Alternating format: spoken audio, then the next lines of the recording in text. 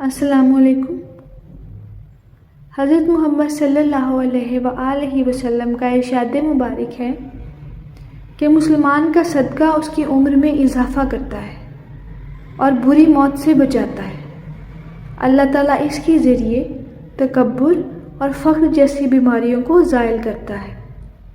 اس کے علاوہ وہ ہمارے عزیز و اقارب جو اس دنیا سے جا چکے ہیں ان کے لیے بھی دعائے مغفرت اور صدقہ بہت بڑے تحائف ہیں۔